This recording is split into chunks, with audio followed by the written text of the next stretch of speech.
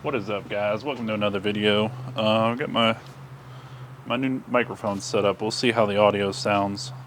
Maybe it'll be better, maybe it'll be worse, I'm not sure. But we're gonna mess around with it. In this video, we're gonna be going over the 2-liter, the start of the build essentially. I want to get the engine and stuff kind of cleaned up and start test fitting the transmission. I've also got the turbo manifold and the turbo I want to test fit. The turbo I have, I'm probably not going to end up keeping. I want to use a smaller turbo. The turbo I have is a HX35. It's way too big. It's really nice that this has a harness that separates, unlike the other Volkswagens of the same year that don't have harnesses that just separate like this.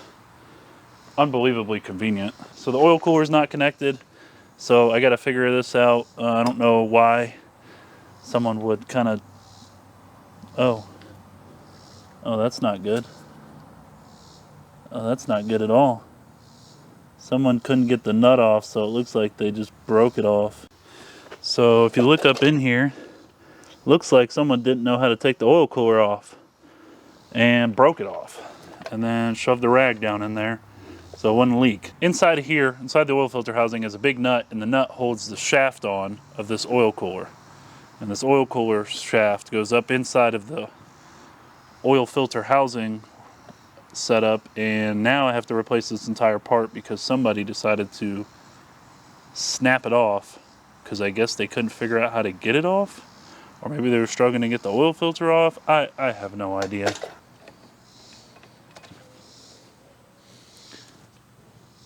Now I don't know why someone didn't just take that off, but I guess I'll be throwing pretty much all this away because it's completely unusable now. The oil cooler's all smashed up and the surface is all scratched, and it's just not going to be any good anymore, unfortunately. Man, I can't tell you how nice it is that this harness just like unplugs from the engine so easily. This is like, I'm only taking it off because I want to clean everything up and I need to assess like what I have and what I don't have and parts I need to buy. In this build, I'll probably do a timing belt and show you how to do a timing belt on this car as well. So people that don't know how to do it themselves can know, because it's actually extremely easy to do. Ooh. And we have the same injector clips as VR6's. So if I want to upgrade to the VR6 injectors, I can if I need more power, or more fuel anyways. So that's really good to know. Pretty nice to have a mic set up. Hopefully I get some good feedback from you guys on it. Let me know down in the comments below if my audio sounds better or worse. There it is. All right, all the injectors are unhooked. Now I gotta get this one clip on the back side, and then it should be coming right out. Knowing my luck, I probably won't be able to fit this through here. Oh, I can like that. Okay, cool. Sweet. That's unhooked. These map sensors are a pain in the butt because I haven't checked to see what they can read yet. And if you go over the specified bar, which bar, like, I forget what it is, but like 1 bar equals to like 15 PSI. And then some of these only don't even have 1 bar. They have like half a bar. So I have to figure out what these can hold up to so I don't just completely obliterate map sensors left and right. The only downside to using map sensors, but Integrated Engineering makes some 3.5 bar map sensors, which are good for like, I think 30 PSI or something. So we're not going to get anywhere close to that, but it's good to know that I can buy those map sensors if I need to from IE. I might actually reach out to them to see if they know if they'll work or not.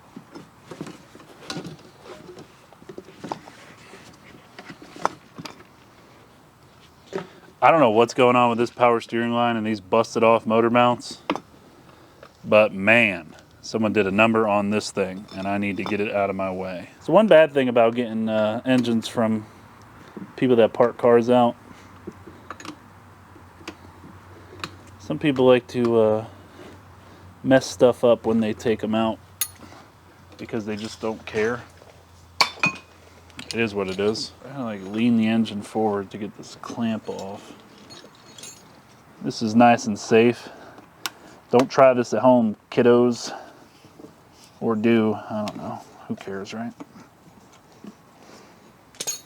I I think there's fluid coming out of here, so let me get this rag underneath. Yep, there's a little bit of fluid in there. No worries. Reservoir is off. All right, get the engine hoist over here, lift this thing up. Prepare for loud noises. Initiating.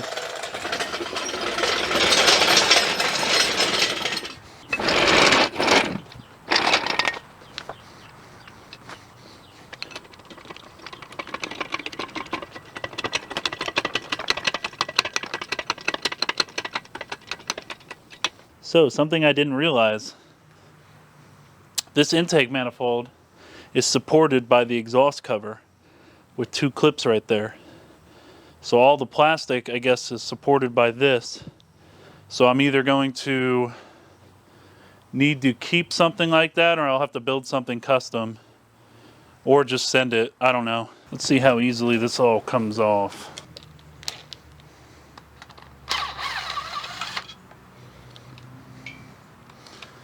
Make sure to label all this stuff so I remember where it goes.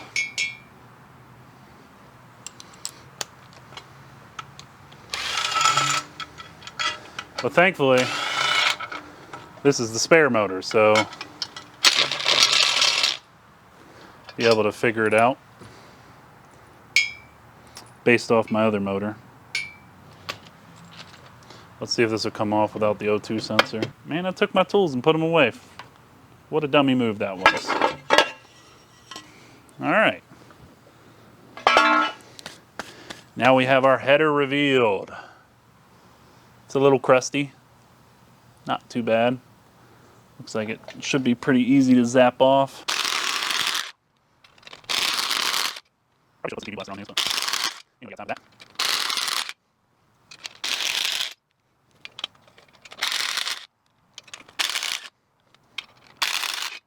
All right, let's pull this freaking manifold off. Wow, surprisingly, that thing is really heavy, actually. That's quite surprising. I wouldn't have guessed that. Well, there is our exhaust ports. And, very nice. Should we go ahead and put the turbo manifold on? I think we should. I should really get this thing coated. But this is a budget build. Who cares about all that nonsense? Here's our massive turbo that is going to be gigantic and not work with the setup, but confirm fitment. Did I mess up? Nope. It's perfect.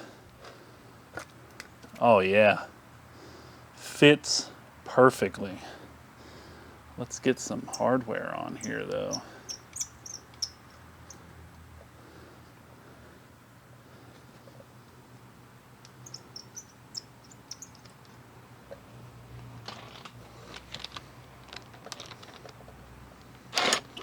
Ooh, I can no longer fit my sockets on these. I'm gonna have to use wrenches.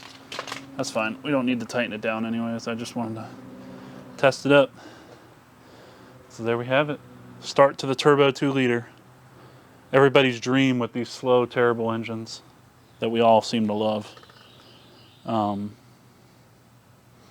Yeah, so that's gonna fit on there just like that, and then we're gonna have our big chunky turbo go like this. Seems a little big. Yeah, I don't think this turbo is going to work, guys. I think we're going to have to do something else. This is too much. Too much. So we're going to downgrade. I'll find another TD04. This was just something I had laying around from the old Mercedes project. We'll find one. But now you can see this manifold, intake manifold, is not really supported anymore. So I'll have to build something. Maybe just cut the pieces off of this. So I could probably just cut this out and keep just this upper part, because it looks like it just bolts to the head anyways. So that way I can at least keep supports for the intake if I decide to reuse this intake manifold. If not, then I won't need any of this anyways. It'll be irrelevant. So the VR6 flywheel I have is 11 inches.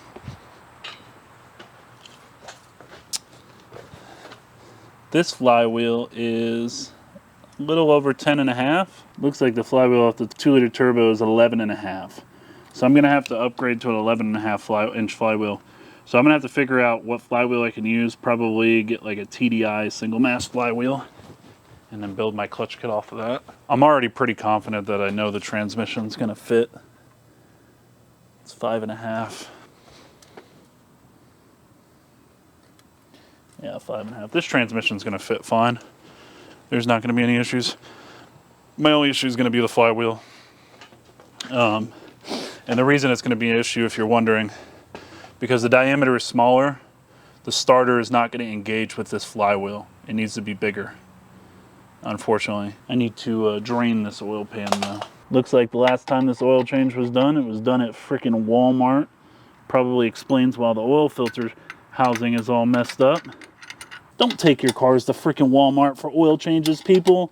It's gonna cost you more than it's gonna save you. Also, I still gotta figure out return lines, feed lines.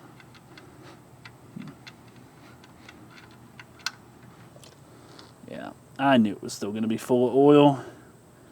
I'm always right. Until I'm not. Good thing is it's not all glittery. That's a bonus. And it's full of oil. This engine came out of a wrecked car, by the way. So what I'll probably do for the return line is the upper pan section is aluminum. So you can see where there's like supposed to be a bung fitting here. So I'll probably just drill and tap a bung fitting right there. This oil looks really good, like it was changed shortly before their accident. Unfortunate for them. We got everything pulled off that we need to pull off. I'll have to figure a support system out for the intake. I'm probably gonna have to figure out a support system for the turbo too. Looks like there's tons of bolt holes on the back of the engine that are threaded, so I can just build a simple bracket that goes up to the lower section of the turbo to support it. Just mount it to like where the wastegate would go. That's pretty much gonna be it. There's no point for me to waste time putting the transmission on because I already know it's gonna fit. It's by the bolt hole spacing. That's all the same. They haven't changed that. The only thing I'm really worried about is just a flywheel. I'll have to figure that out. If you watch this part of the video, I appreciate it. This is kind of a boring one. Just kind of assessing everything and seeing what all we're gonna need. I'll probably get the turbo on here just so I can get a photo of it for a good thumbnail, but I appreciate you guys watching. Make sure you leave a like and comment. Leave a comment down below. Let me know if you're watching this because you're gonna do one on your car and you're just interested or what. I appreciate everybody that comes around and watches my videos, even if they are super boring. Because it's hard to be funny by yourself. Just haven't built that audience yet. Maybe I will one day. I had to find some random hodgepodge hardware. I got one stud, and then I got a random bolt. We're just gonna put it up there for mock-up.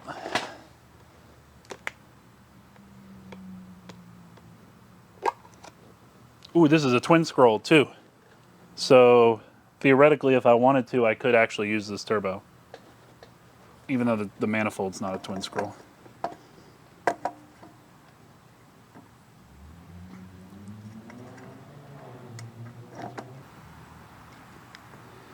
Alrighty, that's good enough for me. Get my caps off. Sorry, just got through a bunch of sneezes, so now I'm just got the sniffles. I got the sniffles. So obviously it's not clocked correctly, but you get the gist. You get the gist. Hangs mighty far off the back of that engine. I don't know if that's gonna work there, Batman. We'll see though.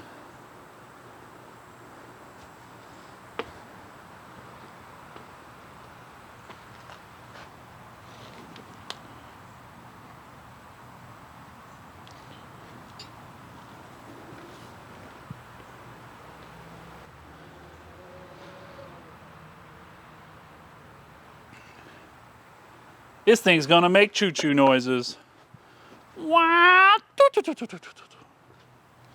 It's gonna be just like my old Golf was back there. That car used to be turboed. Here's the manifold off of it. Can't wait. Can't wait. All right, appreciate you guys watching this. Make sure to hit the like, subscribe for more. This is just the start to this build. I got plenty of other builds to work on. Porsche's still waiting on the coupler, unfortunately. I can't even do anything with that. It's really getting annoying. Leave me a comment down below and tell me if you think this engine's gonna blow up as soon as I start running it with boost.